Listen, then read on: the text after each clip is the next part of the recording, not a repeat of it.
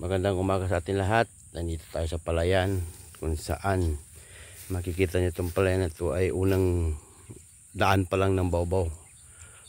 Kailangan pa itong ulitin mga dalawa. Yung iba hanggang doon sa dulo na yun, nakikita niyo yung masyadong malinis. Yan yung dinaanan ng Baw-Baw. Kung nakikita niyo ganyan, madamo pa sapagkat masyadong makapal ang damo niyan. Kaya hindi ganun na finish.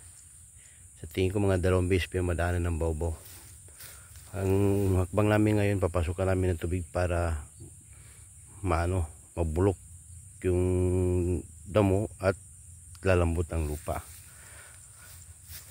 Ang hakbang namin para papasukan ng tubig, ito, inarangan namin ng kawayan, diyan, linya ng istaka para matibay. Kasi pag umulan, malakas yung volume ng tubig, baka masira at sayang ang pagod. Aalisin din natin yan pag nakatanim na tayo. Pansamantala lang natin para pumasok ang tubig dito sa daanan na yan. Diyan natin papasukin padiretso dyan. So nakita nyo itong madamo na yan, aalisin pa natin yan. Makikita nyo mamaya kung gaano ang finish niya para malinis at maganda yung dalo ng tubig. Kita nyo naman, oh. Kaya ito, bibigyan namin ito ng oras ng kalating araw.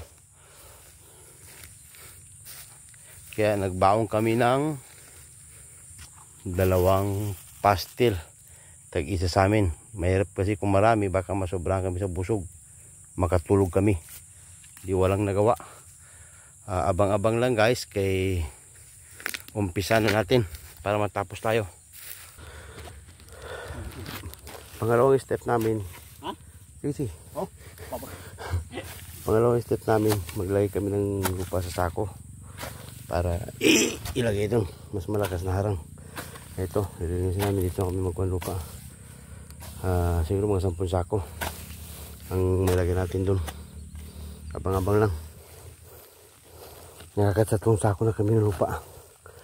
Kailangan namin ng mga 10 sako para may harang dyan.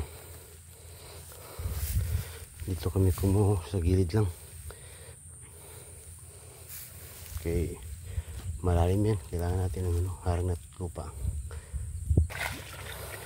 Hello mga ka-farmers. Ito na yung natin, hindi pa yan tapos. Maaari nangangalati pa lang tayo. Okay, linagyan natin ng trapal, sako na makapal para hindi ganong tumuloy yung tubig. So linagyan yung lupang sinako namin, linagyan namin sa atin para maipit yung dulo ng trapal natin. Ito po siya hanggang dun. So hindi pa yan tapos, nangangalati pa lang tayo. Kaya lalagyan pa namin ng istaka yan. Farmers yan. Yung tubig na yan medyo naipon na yan, kaya magtaas na yan dito. Papasok ng palay natin. Ayan mga guys, lagyan namin ng istaka para hindi masyadong yung sako maglobo sa likod. Medyo mainit ang oras, mga alas 8 pasado, alas 9 siguro. Pero kailangan namin matapos to para makasabog kami at makakuha ng tubig. Masyado kami nahirapan guys, sapagkat ang level ng tubig hindi mag-akyat. Dahil una-una mahina, pangalawa naubusan kami ng sako. Kaya ito, naglalabas pa rin tubig. So dapat ang tubig ay napaakyat namin dito,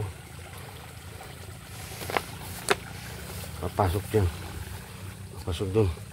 Hindi masyado mag-kanin tubig, hindi makaakyat. Although level na yan, pero yung lakas ng tubig hindi pa mag-akyat. So kailangan pa namin tambakan ng konti.